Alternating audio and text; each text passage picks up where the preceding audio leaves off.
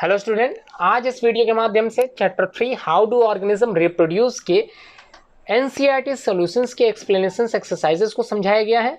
और मैं उम्मीद करता हूं आप लोगों को इसकी जो एक्सरसाइजेस हैं इस चैप्टर के समझ में अच्छे से आएंगे और उम्मीद करूंगा आप लोग वीडियो पूरी देखेंगे, बिना स्किप किए हुए देखेंगे और वीडियो को लाइक शेयर कमेंट जरूर करेंगे। आप लोग अगर चैनल आप लोगों ने सब्सक्राइब नहीं किया होगा तो चैनल को सब्सक्राइब जरूर करेंगे।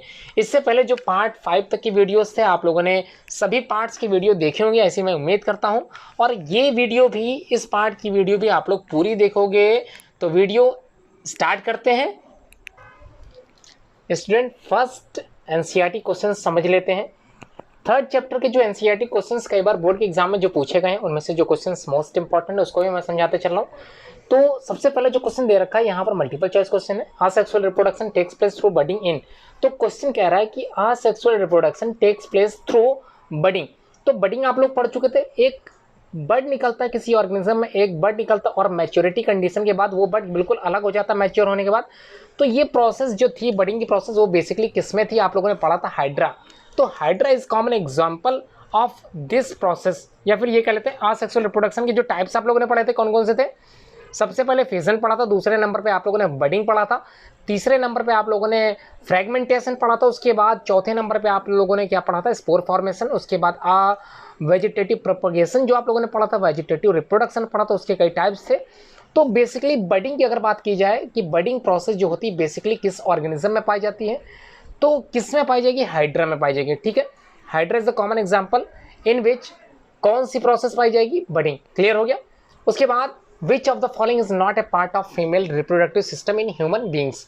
तो लास्ट जब आप लोग पार्ट पढ़ रहे थे उसमें फीमेल रिप्रोडक्टिव पार्ट्स पढ़ाया जा रहा था, उसमें आप लोगों ने देखा था कि ओवरी क्या है, बेसिकली क्या होता है, ovary is a female part of the reproductive system. ठीक है, ये तो क्लियर हो गया। उसके बाद second is uterus is also an second example या फिर also an a part of female reproductive system, ये भी होता है। उसके बाद फेलोपियन ट्यूब भी किस में पाई जाती है, महिलाओं में ही पाई जाती है, उन्हीं की रिप्रोडक्टिव पार्ट्स में ही पाया जाता है ये पार्ट्स भी, फेलोपियन ट्यूब। और जो वास्ट डिफरेंस है या फिर वास्ट डिफरेंसिया जो होता है बेसिकली मेल रिप्रोडक्टिव पार्ट्स में आता है। ठीक है, तो यहाँ पर आंसर आप लोगों को मिल गया होगा। क्या आंसर होगा इसका, वास्ट डिफरेंस। तो वास्ट डिफरेंस बेसिकली किसका पार्ट्स होता है, मेल रिप्रोडक्टिव। अब स्टार्ट करते हैं क्वेश्चन नंबर नेक्स्ट क्वेश्चन क्या कह रहा है, क्वेश्चन नंबर 3 में द एंथर कंटेन्स। तो जो एंथर होता है वो कंटेन्स क्या करता है, चार ऑप्शन आपको मिलेंगे, sepals, ovules, carpels and pollen grains. तो आप लोगों ने जब फ्लावर का सेक्शंस वगैरह पढ़े थे या फिर फ्लावर्स के पार्ट्स पढ़े थे तो उसमें मेल पार्ट जब आप लोग पढ़ लेते तो male part basically consist of इसी एंथर से मिलकर ही बना हुआ है। Anther as well as connective, these are both are male reproductive parts of a flower. ठीक है, तो यहाँ पर थोड़ा सा मिसप्रिंट हो गया है। क्या मिसप्रिंट हुआ है, ये फीमेल यहाँ पर मिसप्रिंट हुआ है कि anther is the male reproductive part in the flower, it contains pollen grains. तो यहाँ पर आंसर मिल गया, क्या कंटेन्स करता है, pollen grains, first cell of the male gametophyte. तो क्लियर हो गया, मेल गेमेटोफाइट से बात हो, यहाँ पर मेल रिप्रोडक्टिव पार्ट्स है किसी भी प्लांट का। तो फ्लावर में एक पार्ट्स होता है male part of the flower, उसमें anther is the basic part of that one, उसी पार्ट में हमको क्या मिलेगा, पोलन ग्रेन्स मिलेगा। ठीक है, यहाँ क्लियर हो गया। क्वेश्चन नंबर 4 में पूछा जा रहा है what are the advantages of the sexual reproduction over a sexual reproduction. मतलब आपको क्या बताना है, एडवांटेजेस बताने हैं सेक्सुअल रिप्रोडक्शन के, किस पर बताने हैं, असेक्सुअल रिप्रोडक्शन के थ्रू बताने हैं। मतलब असेक्सुअल रिप्रोडक्शन जो होता है उससे अच्छा रिप्रोडक्शन की जो प्रोसेस होती है बेसिकली कौन सी होती है, सेक्सुअल रिप्रोडक्शन की। तो ऐसा क्यों है ये आपको बताना है। तो there are number of advantages of sexual reproduction over sexual one. मतलब असेक्सुअल वन पर आप लोगों को इसके एडवांटेजेस बताने, किसके एडवांटेजेस, सेक्सुअल रिप्रोडक्शन के। तो दीज इंक्लूड कौन कौन से हैं देख लेते हैं। सेक्सुअल रिप्रोडक्शन क्रिएटेड वेरिएशंस, ध्यान रखना मोस्ट इंपॉर्टेंट टर्म्स है। सेक्सुअल रिप्रोडक्शन अगर होता है किसी ऑर्गेनिज्म में तो ध्यान रखना वेरिएशंस देखने के लिए मिलेगी। मतलब जो जीवधारी होगी बिल्कुल आइडेंटिकल नहीं होगा अपने पेरेंट्स से, जबकि असेक्सुअल रिप्रोडक्शन में जो भी न्यू बर्न होगा या फिर जो भी न्यू इंडिविजुअल होगा वो बिल्कुल same to same as a clone अपने ऑर्गेनिज्म से मिलता जुलता होगा। यहाँ पर बिल्कुल ऐसा नहीं है। Sexual reproduction created a variations which are useful for the ensuring the survival of the species and species formation। तो नई जो species तैयार होती हैं with the help of these variations, अगर ये variations ना हो तो न्यू स्पीसीज फॉर्म नहीं कर पाएगी। तो ये हो किसकी वजह से रहा है, सेक्सुअल रिप्रोडक्शन की वजह से। सेकेंड है two different individuals in a population would have a quite different patterns of the accumulated variations. तो हम इससे ये कह सकते हैं कि जो पॉपुलेशन ग्रोथ है या फिर जो पॉपुलेशन तैयार होती है उसमें जो डिफरेंट पैटर्न्स देखने के लिए मिलते हैं, डिफरेंट टाइप की वेरिएशंस देखने के लिए मिलती है। तो ये वेरिएशंस हमको कब मिलती है, जब सेक्सुअल रिप्रोडक्शन की प्रोसेस पूरी हो पाती है। थर्ड पॉइंट में कह रहा द डिजायर्ड फिनोटाइप, फिनोटाइप का मतलब होता है फिजिकल कंडीशंस, ठीक है। जीनोटाइप मतलब जेनेटिक कंडीशंस, यहाँ पर फिनोटाइप मतलब उसकी फिजिकल कंटेंट, जो फिजिकल क्वालिटीज होती हैं उसको बताता है। तो the desired phenotype can be promoted, sorry, the desired phenotype can be promoted by sexual reproduction। तो उसकी जो फिजिकल अपीयरेंस है इसको बनाए रखने में कौन सबसे ज़्यादा महत्वपूर्ण भूमिका निभाता है, तो सेक्सुअल रिप्रोडक्शन इसका सही जवाब होगा। These advantages are not available with asexual reproduction. मतलब जो भी तीन आप लोगों ने पढ़ी थी ये एडवांटेजेस सिर्फ और सिर्फ किसमें मिलेंगी आपको, सेक्सुअल रिप्रोडक्शन में मिलेगी। असेक्सुअल रिप्रोडक्शन में बिल्कुल भी ये तीनों प्रोसेसेस नहीं मिलने वाली हैं। इस वजह से सेक्सुअल रिप्रोडक्शन ज़्यादा अच्छा माना जाता है as compare to asexual reproduction. Question number 5 most important है, इसको थोड़ा समझ लेते हैं। क्वेश्चन पूछ रहा है what are the function perform by the testis in the human beings. जो टेस्टिस आप लोगों ने पढ़ा था मेल रिप्रोडक्टिव पार्ट्स में या मेल रिप्रोडक्टिव सिस्टम में, उसका फंक्शन आप लोगों को लिखना है। The functions of testis is basically most important functions इसके दो होते हैं। प्रोड्यूस क्या करना, produce male sex cells, sperm cells को बनाना, ये इसका मोस्ट इंपॉर्टेंट वर्क है या मोस्ट इंपॉर्टेंट फंक्शन है, to produce male sex cells जिसको हम लोग बोलते हैं स्पर्म सेल, ठीक है, ये क्लियर हो गया। सेकंड है प्रोड्यूस मेल सेक्स हार्मोन जिसका नाम है टेस्टोस्टेरोन हार्मोन। तो testosterone hormone basically secreted with the help of testis, ठीक है। अगर टेस्टिस नहीं है तो टेस्टिस नहीं होगा तो स्पर्म सेल फॉर्मेशन नहीं हो पाएगी या फिर टेस्टोस्टेरोन हार्मोन रेगुलेट नहीं हो पाएगा, ठीक है। उसके बाद क्वेश्चन नंबर 6, इसको थोड़ा समझ लेते, कई बार बोर्ड में पूछा गया व्हाई डस मेंस्ट्रुएशन अकर। तो मेंस्ट्रुएशन एक साइकिल होती है, तो साइकिल मोस्टली ये किस में होती है, फीमेल वंस में होती है। तो फीमेल्स में होती है तो क्यों होती है, ऐसा क्या होता है, तो इसको थोड़ा समझ लेते हैं। Menstruation occurs when the egg is not fertilised, मतलब मंथली प्रोसेस होती है। इसका मतलब ये होती है मेंस्ट्रुएशन एक पीरियड में आते हैं। मेंस्ट्रुएशन जो होते हैं वो होती इस वजह से है क्योंकि जो एग्स होते हैं वो मंथली क्या होते हैं, बनते हैं, और बनने के बाद वो फर्टिलाइज्ड नहीं हो पाते, ठीक है, फर्टिलाइज्ड नहीं हो पाते। अगर ये फर्टिलाइज्ड हो जाते हैं तो मेंस्ट्रुएशन अकर नहीं हो पाती, ठीक है, ये क्लियर हो गया। एवरी मंथ यूटेरस प्रिपेयर करता है अपने आप को itself to receive a fertilised egg, क्या बनाने के लिए इंतजार करता है, फर्टिलाइज्ड एग को बनाने के लिए तैयार करता है और नरिश करता है उसको, मतलब उसको पोषण देता है, नरिशमेंट देता है टू द एम्ब्रियो, ठीक है, यहाँ क्लियर होगा। Become thick and spongy in case egg is not fertilise, अगर एग फर्टिलाइज नहीं हो पाता है द लाइनिंग, जो उसकी किनारे की लाइनिंग होती है वो क्या हो जाती है, टूट जाती है, और उसमें से जो डिस्चार्ज हो जाता है, मतलब उसमें से जो लिक्विड बाहर आता है, वेस्ट मटेरियल जिसको हम लोग बोलते हैं, वो out of the body through the vagina, जो वेजाइना के थ्रू बाहर निकलने लगता है in the form of blood के रूप में, ठीक है। तो इसे ही बोलते हैं मेंस्ट्रुएशन साइकिल, ठीक है। ये बोर्ड वाले कभी कभी ये क्वेश्चंस पूछते हैं, 4 मार्क्स में भी आता है, 2 मार्क्स में भी आता है। इसको आप लोग थोड़ा सा पढ़ ले, समझ लें। तो इसका मतलब ये हुआ कि एग जो है वो फर्टिलाइज्ड नहीं हो पाता, जिस वजह से ये होता है, ठीक है। अगर एग क्या हो, फर्टिलाइज्ड हो जाए at the process of after the sorry, अगर प्रोसेस हो जाए, रिप्रोडक्शन की प्रोसेस अगर हो जाती है, मेल और फीमेल में प्रोसेस हो जाती है, उसके बाद एग क्या होगा, वो फर्टिलाइज्ड हो जाएगा, तो ये प्रोसेस क्या हो जाएगी, वहीं पे स्टॉप्ड हो जाएगी, और उसके बाद क्या होगा, बेबी जनरेशन स्टार्ट होने लगेगा, ठीक है। क्वेश्चन नंबर 7 में पूछा गया है draw a label diagram of the longitudinal section of the flower. तो मोस्ट इंपॉर्टेंट, इसको थोड़ा समझ ले, HM पब्लिकेशंस की जो लोग बुक पढ़ रहे हैं उसमें थोड़ा सा मिसप्रिंट हो गया है इस क्वेश्चन को लेके, थोड़ा सा इसको समझ लेते हैं अच्छे से, कहाँ पर मिसप्रिंट हुआ इसको देखते हैं। सबसे पहले आप लोगों ने देखा डायग्राम, डायग्राम किसका है, फ्लावर का है। यहाँ पर आप लोगों ने देखा पेटल्स, जो बाहरी शेप में आप लोगों को दिख रहा है पेटल्स है, उसके नीचे पेटल्स जिससे जुड़े थे वो सेपल्स हैं, उसके बाद रिसेप्टिकल्स हैं, ठीक है। इनके जो फंक्शंस हैं या फिर इनकी जो डिटेल्ड स्ट्रक्चर आप लोगों को बताई गई उसको समझ लेते हैं। पेटल्स, जो कोरोला भी हम लोग कभी कभी इसको बोलते हैं, टर्म्स क्या है, कोरोला, पेटल्स के तौर पर हम लोग यूज़ कर लेते हैं। उसके बाद कैसे होते हैं, ब्राइटली कलर्ड होते हैं, क्लियर हो गया। इनका काम बेसिकली अट्रैक्ट करना इंसेक्ट को by the process of pollination, या फिर पॉलिनेशन की जो प्रोसेस होती है जिसको हम लोग कभी कभी बोलते हैं क्रॉस पॉलिनेशन, तो ये क्रॉस पॉलिनेशन होगा क्यों होगा? क्योंकि क्रॉस पॉलिनेशन में एक फ्लावर दूसरे प्लांट पर है और दूसरा फ्लावर दूसरे प्लांट में, ठीक है। यहाँ पर दूरी अच्छी खासी है, तो इस दूरी को तय करेगा कौन? इंसेक्ट करता है। और इंसेक्ट करेगा क्योंकि वो अट्रैक्ट होता है इसी पेटल्स से, ठीक, क्लियर हो गया। Base contains nectary which produces nectar, ठीक है, जिसका बेस होता है वो कंटेन्स करता है नेक्टरी विच प्रोड्यूसेस नेक्टर, और इसी नेक्टर से ही जो इंसेक्ट्स होते हैं वो क्या करते हैं, इसी फ्लावर की जो रस होता है उसको क्या करते हैं, सकर्स के तौर पे सक करते हैं, और उसके बाद क्या करते हैं, हनी भी आप लोगों ने सुना होगा, हनी बनाती है, शहद बनाती है with the help of this nectar, ठीक है। उसके बाद सेपल्स पढ़ते हैं। सेपल्स के टर्म्स में हम लोग कैलिक्स का यूज़ करते हैं, ठीक है, सेपल्स या फिर आप लोग कैलिक्स बोल सकते हैं। उसके बाद इसका वर्क होता है प्रोटेक्ट करना फ्लावर को वाइल इन बड कंडीशन में, मतलब जब फूल बनता है तो फूल से पहले हम लोग कली बोलते हैं, उस कली को प्रोटेक्ट करने का काम किसका होता है? इसी सेपल्स का होता है। दिख रहा होगा आप लोगों को डायग्राम में, क्लियर हो गया। Generally green and serves to the photosynthesized food, clear है ये चीज़। उसके बाद थैलेमस की बात करते हैं। थैलेमस बेसिकली किसके लिए यूज़ कर रहे हैं? रिसेप्टिकल आप लोगों को डायग्राम में दिखाई दे रहा होगा। बेस होता है किसी भी फ्लावर का to which all parts are attached, मतलब सभी भाग जो भी फ्लावर में बनते हैं वो सारे पार्ट्स किससे अटैच होते हैं? इसी रिसेप्टिकल से ही होते हैं। In some cases after fertilization become fleshy, जैसे एप्पल में ये देखने को मिलता है, ठीक है। एप्पल्स मतलब जो सेब होते हैं उसमें ये कंडीशंस पाई जाती हैं।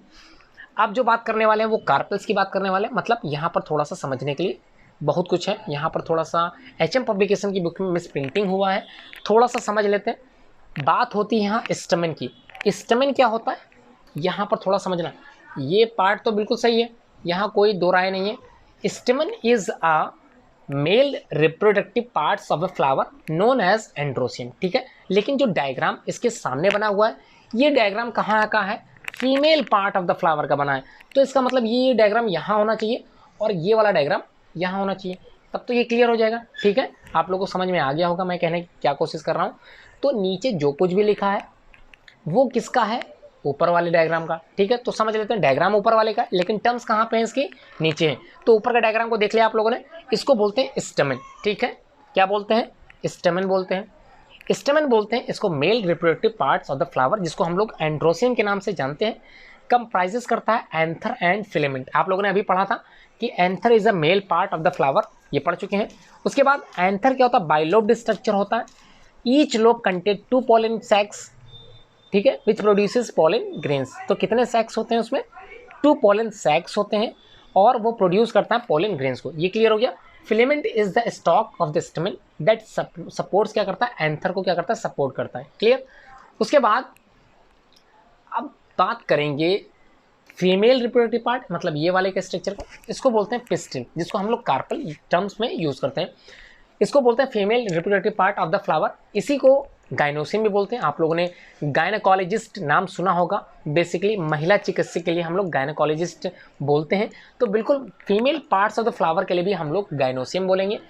Comprises of stigma, style and ovary, मतलब ये तीनों पार्ट कंटेन्स करता है स्टिग्मा, स्टाइल, ओवरी। आप लोगों को डायग्राम में दिखाई दे रहा होगा स्टिग्मा, स्टाइल, ओवरी, क्लियर है।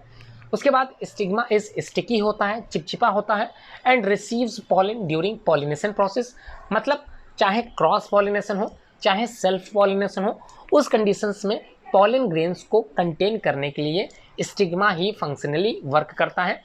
Style links stigma to the ovary, मतलब जो स्टाइल होता है वो कनेक्ट करता है किससे? किसको? स्टिग्मा को ओवरी से, क्लियर हो गया। डायग्राम में आप लोगों को दिख रहा होगा।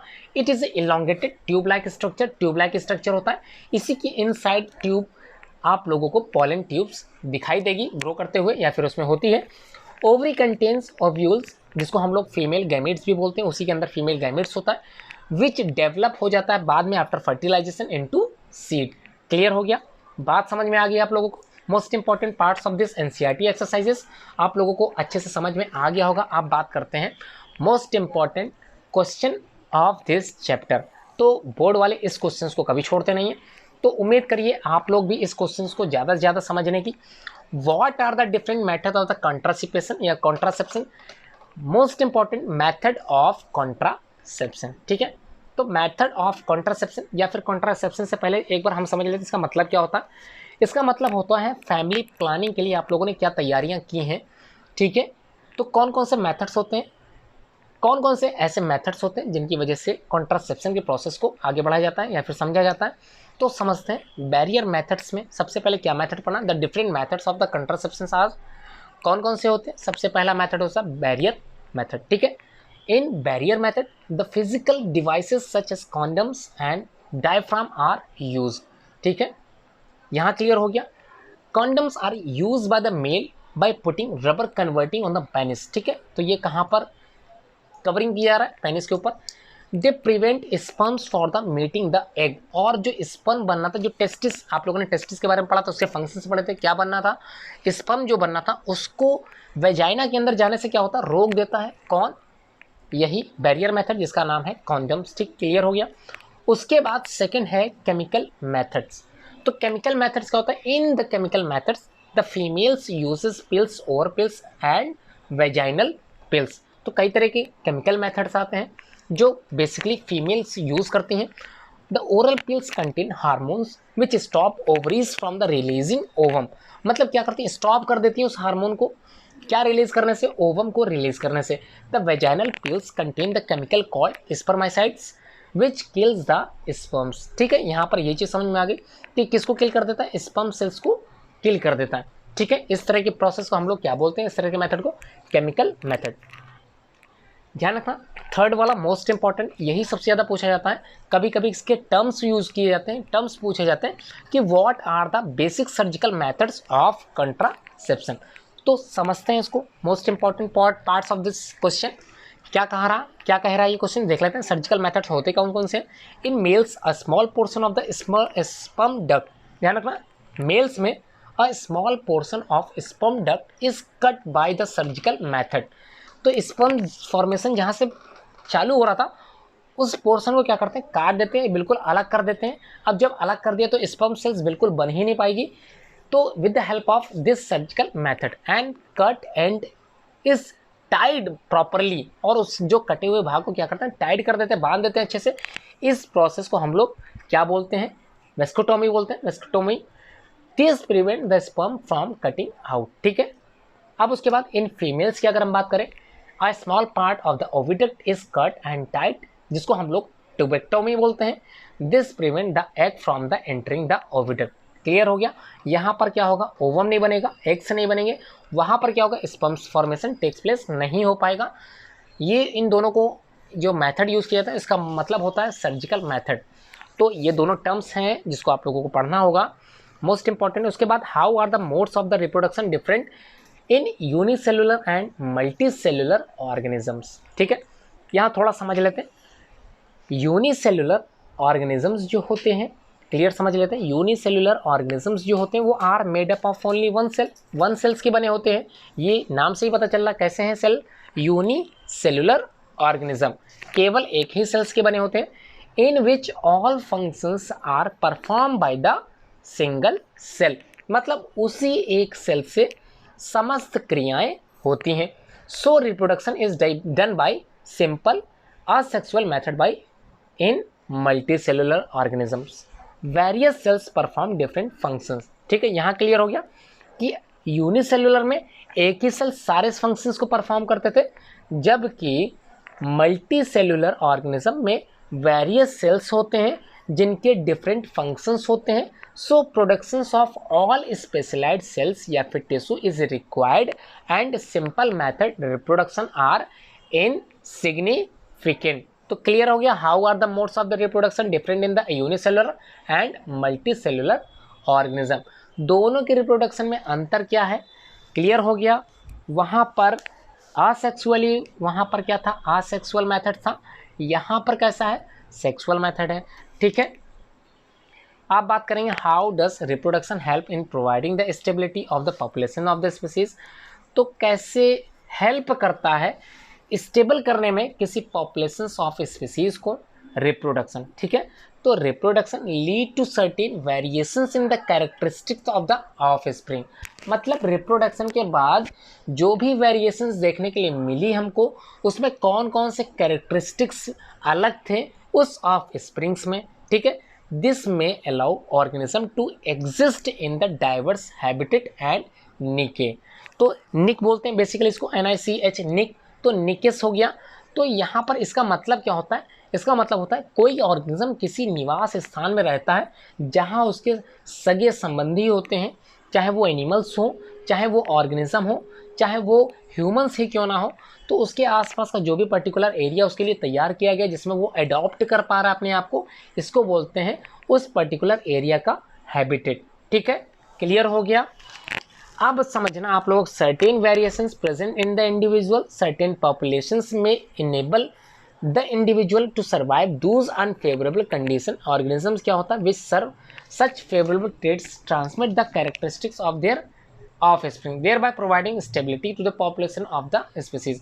सिंपल सी बात कही गई है, सर्वाइव करने के लिए, मतलब वहाँ पर उस ऑर्गेनिज्म को सर्वाइव करने के लिए, अडॉप्ट करने के लिए अपने आप को एक हैबिटेट तैयार करना, मतलब तैयार होता है जिसमें वो क्या करता है, अपने आप को उसके अकॉर्डिंग ढाल लेता है, ठीक है। फेवरेबल कंडीशन में अपने आप को ढाल लेता है। क्लियर हो गया। अब जो बात करेंगे वो क्वेश्चन नंबर 11 की बात करेंगे, और it may be the last question of this chapter, NCERT वाला। तो क्वेश्चन क्या कर रहा है, what could be the reasons for the adopting contraceptive method. तो हम लोग क्यों ऐसा मेथड अडॉप्ट करते हैं, कॉन्ट्रासेप्टिव मेथड अडॉप्ट क्यों करते हैं, इसका रीज़न क्या है। तो some common reasons for adopting contraceptive methods are to avoid frequent pregnancies which in turns help in the population control. तो पॉपुलेशन कंट्रोल को कंट्रोल करने के लिए, ठीक है, पॉपुलेशन को क्या करने के लिए, कंट्रोल करने के लिए हम लोग यूज़ करते हैं कॉन्ट्रासेप्टिव मेथड। और आप लोगों ने कितने मेथड्स पढ़े थे, 3।